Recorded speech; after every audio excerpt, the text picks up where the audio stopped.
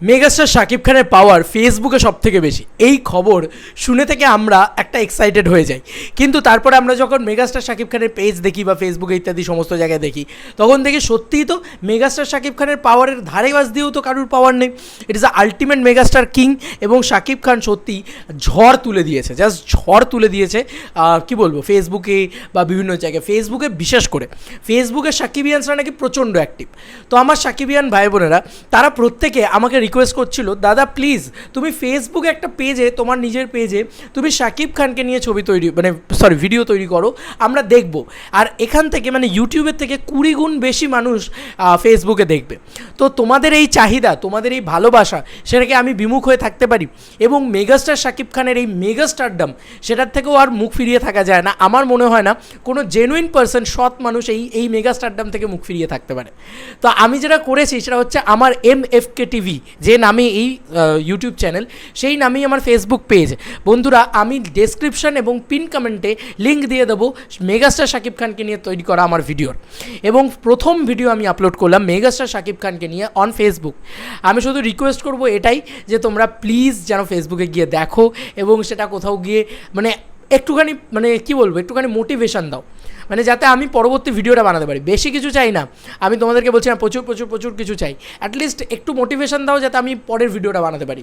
মনে হয় যে ওয়াও কি দারুণ ব্যাপার স্যাপার হচ্ছে। তো এই ইউটিউবের ভিডিওগুলোই আমি ফেসবুকে আপলোড করবো, নাকি ফেসবুকে আবার সেপারেটলি ভিডিও তৈরি করবো, আমাকে একটু জানিও।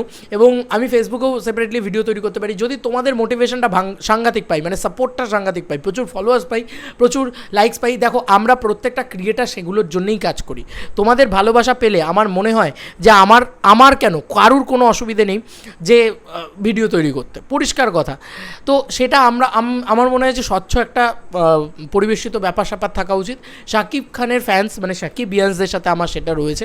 তো আমি সেটাই বললাম যে আমি তোমাদের কথাতেই, কারণ আমি প্রচুর কমেন্টস পাচ্ছি এই কয়েকদিন ধরে, আমার কমেন্ট সেকশানে তোমরাই চেক করতে পারো, তোমরাই বলছো যে ফেসবুকে আপলোড করো, সেখানে আমরা সবাই অ্যাক্টিভ রয়েছি। তাই তোমাদের কথা ভেবেই কিন্তু আমি ফেসবুকে আপলোড করলাম। আর যেখানে আমার ভিডিও, আমার এই চ্যানেল এই চ্যানেল সব থেকে বেশি গ্রো হয়ে গিয়েছে শাকিব খানের জন্য। শাকিব খানের জন্য প্রায় বলা যেতে পারে 127%, 127% গ্রো করেছে আমার চ্যানেল। বন্ধুরা, এটা অবিশ্বাস্য। সেই পুরো অ্যানালিটিক্সের ভিডিও আমার ইউটিউব চ্যানেলে অ্যাভেলেবেল রয়েছে।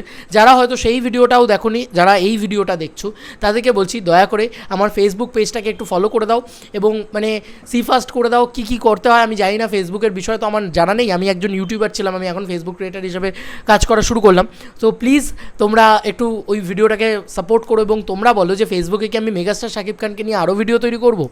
যদি বলো নিশ্চয়ই তৈরি করব, যদি সাপোর্ট করো নিশ্চয়ই করব। তোমাদের সাপোর্টটা সব থেকে বেশি ইম্পর্টেন্ট। তোমাদের কার কি মতামত এন্টার ভিডিওটাকে নিয়ে জানিও কমেন্ট সেকশনে। চলো বন্ধুরা, নতুন কোনো ভিডিওতে দেখা হবে। বাই।